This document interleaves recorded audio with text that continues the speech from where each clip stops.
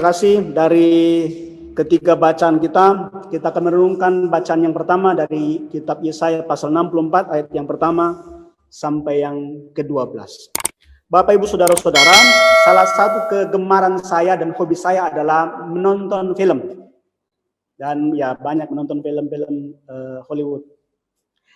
Mungkin ketika kita menonton film, kita akan menghadapi atau melihat satu scene film action, biasanya ketika ada seorang yang mengalami kecelakaan, mengalami atau tertembak di jalan atau di mana, terus ada orang yang dekat dengan dia, kemudian orang itu berteriak, entah itu pasangannya atau orang lain. Orang itu berteriak begini, "Somebody help me, do something for me," atau "do something for us." Jadi dia memohon supaya orang-orang di sekitarnya itu bertindak, berbuat, menolong dia. Dan kemudian orang-orang di sekitar mereka ada yang menelpon ambulans, ada yang mungkin hanya dia melongo saja begitu. Dan biasanya ya kalau adegan seperti ini, ketika orang itu meninggal atau ya orang tidak bisa berbuat apa-apa, ini yang membuat orang kemudian bersedih, menguras emosi. Sedih, tidak bisa berbuat apa-apa, apalagi orang-orang yang di sekitarnya itu sepertinya juga tidak berkuasa melakukan apa-apa. Kadang-kala ini membuat kekecewaan, menjadi tidak percaya dengan orang-orang. Bahwa ya jangan-jangan orang juga akan melakukan hal yang sama, tidak berbuat apa-apa kepadanya. Ada orang yang berteriak minta tolong. Nah, dalam bacaan kita, ternyata teriakan itu tidak hanya diteriakkan pada hari ini atau pada saat kita menonton film seperti itu, tapi teriakan itu juga muncul dalam kehidupan orang Israel yang diwakili oleh Nabi. Walaupun mungkin kita tidak membaca secara tertulis langsung dalam bacaan kita, tapi ketika kita membaca ayatnya yang pertama, pasal yang ke-64 itu, Nabi berkata, "Koyakkanlah langit, turunlah Tuhan. Buatlah gunung-gunung bergoncang. Tidak ada Allah lain yang berbuat demikian kecuali Engkau." Nabi seperti berteriak, "God, help me. Tolong kami. Tuhan turun segera. Koyakkan langit. Engkau punya kuasa. Semua bangsa takut mendengar namamu. Belum ada bangsa atau siapapun yang pernah melihat Engkau yang berbuat hal yang demikian besar." Mereka berteriak, "Tuhan turun dari langit, turun dari kuasamu." Nah, bangsa Israel, Bapak Ibu Saudara-saudara, setelah kembali dari pembuangan di Babel, mereka menemukan kota mereka hancur. Bait rumah ibadah mereka hancur, dibakar, rubuh. Kebanggaan kota mereka tidak ada lagi, tinggal puing-puing. Dan karena itu juga Nabi Yesaya dalam, kalau kita baca pasal yang ke-63, yang ke-11 sampai ke-15, Nabi Yesaya mengungkapkan Mose tidak percaya kepada Allah. Adakah Tuhan ketika terjadi seperti situasi ini, di mana Tuhan ketika baitnya yang megah itu, tempat umatnya memuliakan Allah, dihancurkan? Di mana Allah? Ketika umatnya diinjak-injak, di mana Allah? Pulang dengan perasaan malu, seperti merasa kalah, masa depan itu sepertinya sudah tidak ada, hilang, kecewa, putus asa, harapan mungkin berkurang.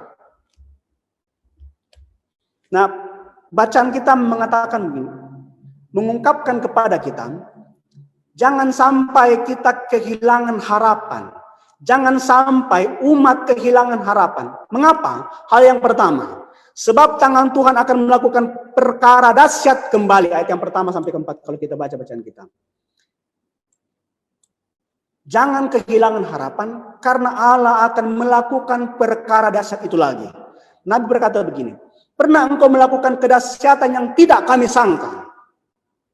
Nabi yakin bahwa jika Tuhan pernah melakukan hal yang demikian, maka Tuhan akan melakukannya lagi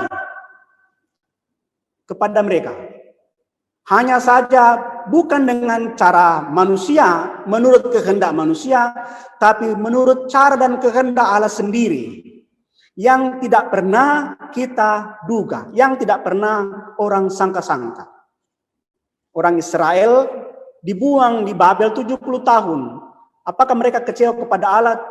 mungkin kecewa. Tapi Nabi mengajak mereka kembali kepada Allah. Sebab satu-satunya harapan mereka hanya Allah saja. Nabi mengajak mereka kembali berseru kepada Allah. Sebab tidak ada yang bisa diharapkan kecuali Allah saja. Nah, seruan kita pada hari ini Bapak Ibu Saudara-saudara mungkin sama dengan seruan Nabi Yesaya.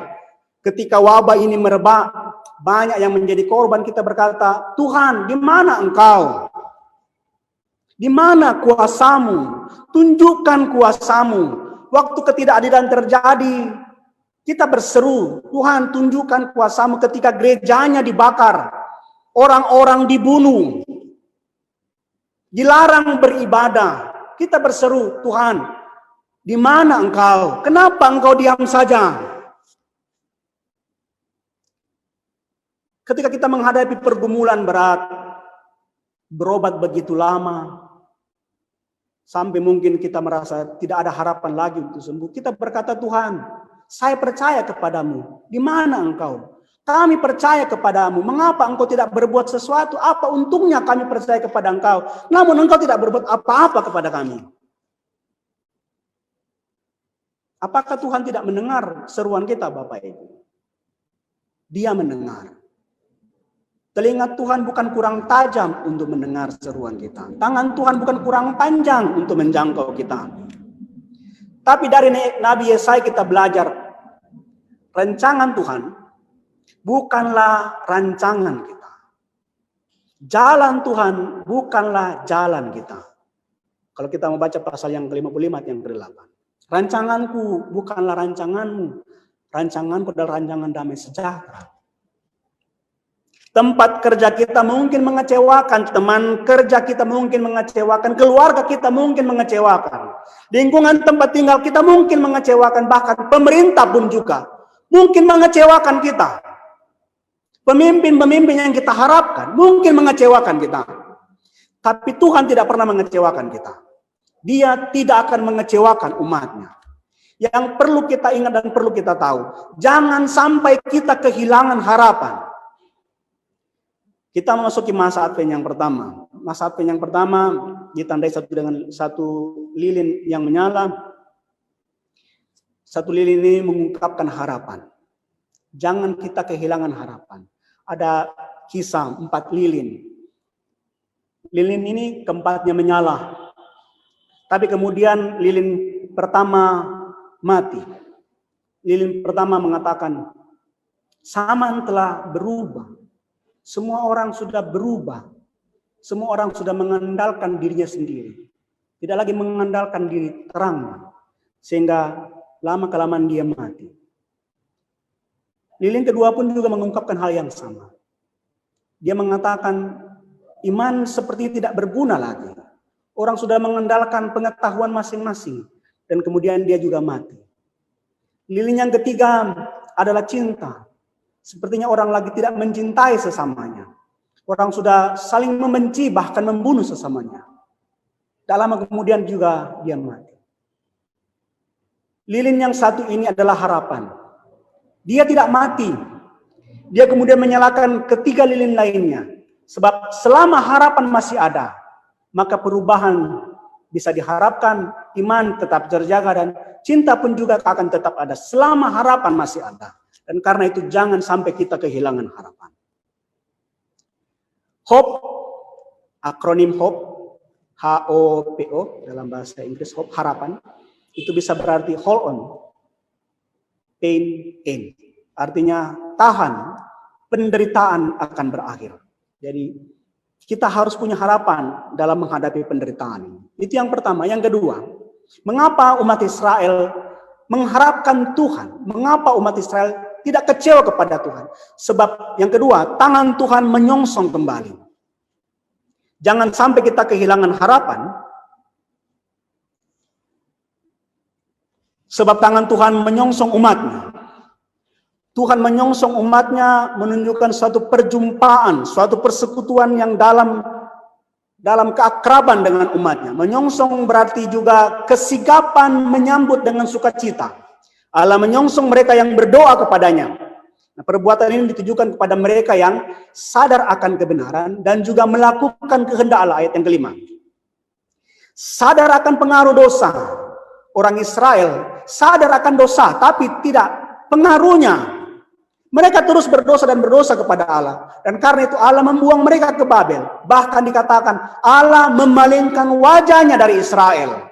Allah tidak mau melihat mereka lagi.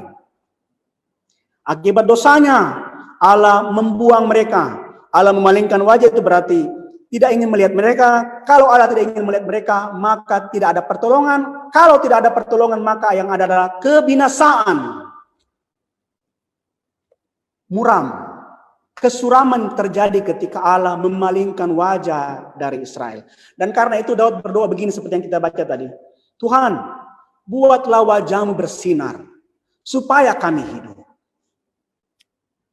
Nah, kenyataan yang kita hadapi ialah, Bapak Ibu Saudara-saudara, dunia hari ini telah membuat dan menciptakan kebobrokan hidup semua orang. Tidak ada orang yang benar dalam dunia ini. Bahkan yang kita anggap yang benar sekalipun, yang kita anggap saleh sekalipun, juga berperilaku yang tidak benar dan tidak sepantasnya. Bukan hanya dalam perilaku dalam hidup bersama, juga dalam berperilaku, dalam kerohanian, dalam keberagamaan.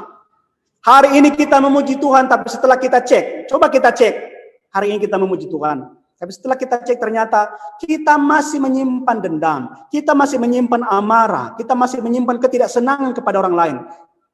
Ketika kita memberi persembahan dengan sukacita, kita cek kembali. Ternyata kita masih menyimpan permusuhan, luka hati dengan orang lain yang tidak mau berdamai dengan mereka. Perbuatan-perbuatan kita, Bapak Ibu Saudara-saudara, sekalipun itu patut kita puji, namun itu kita tidak bisa andalkan di hadapan Allah. Itu sama sekali tidak berguna di hadapan Allah. Sebab kita ini adalah kain yang kotor. Kita tidak bisa bersembunyi di balik kain yang kotor. Dan itu akan menimbulkan kenajisan bagi kita.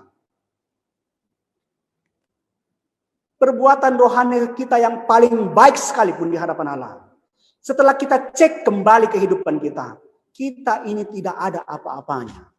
Kita kotor, Bapak Ibu Saudara-saudara.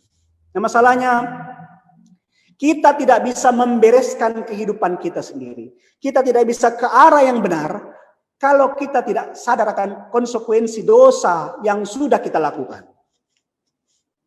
Yang membuat kita akan mati dalam kesia-siaan. Hanya karena belas kasihan Allah. Dan karena janjinya Ia mau membereskan kehidupan kita, membereskan dosa kita.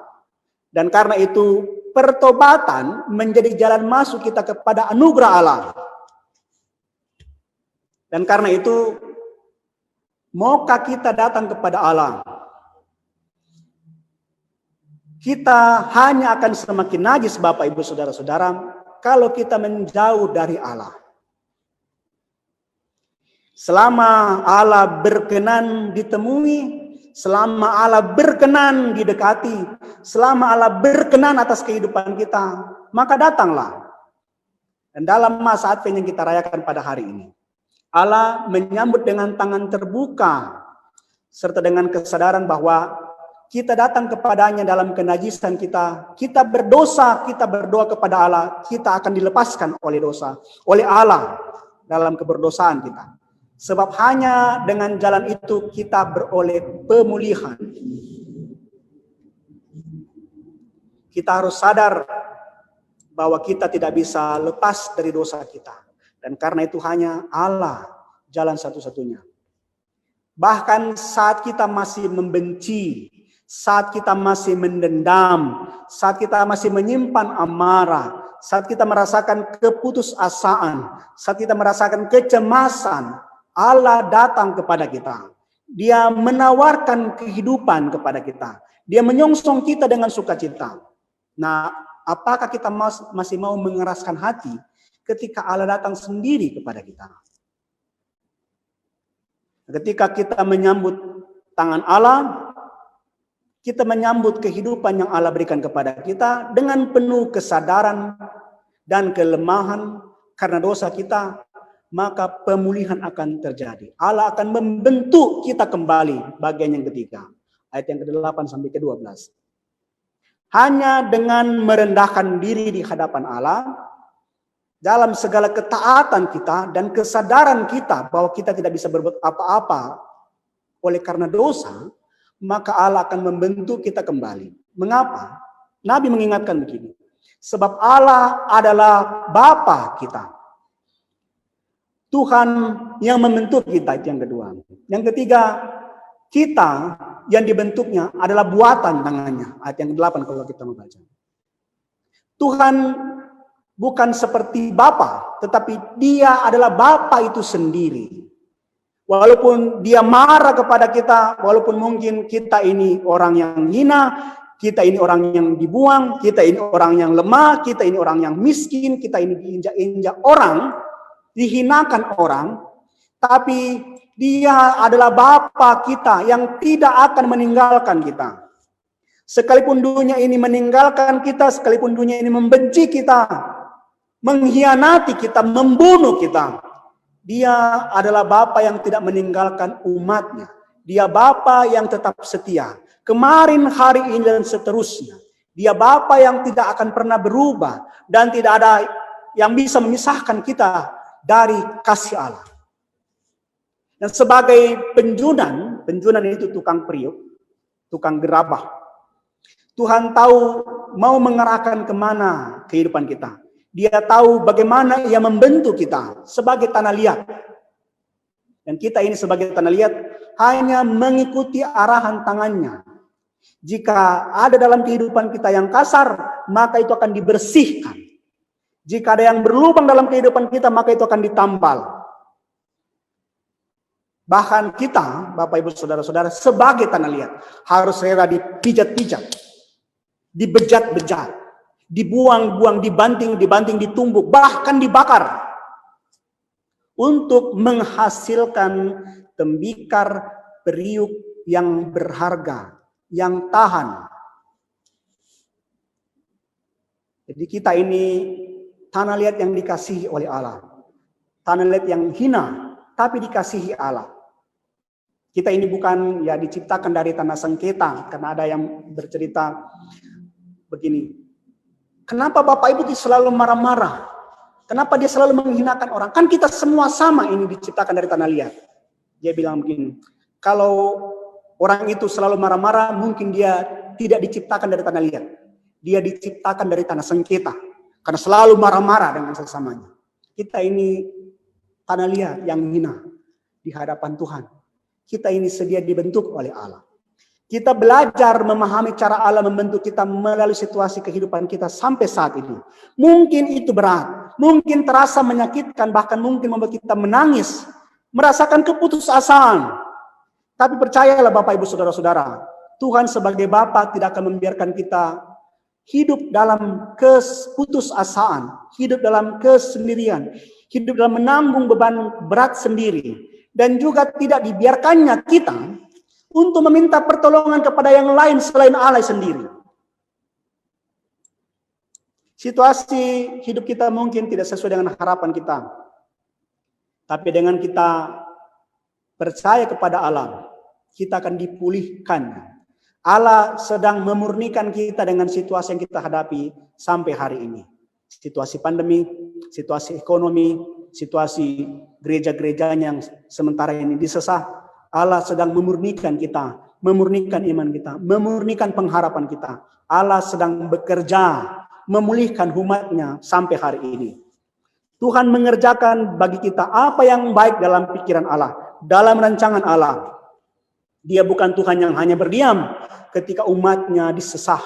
Dia bukan Tuhan yang berdiam ketika umatnya merasakan keputusasaan. Dia pasti bertindak. Dan hari ini kita menyongsong kedatangan Allah.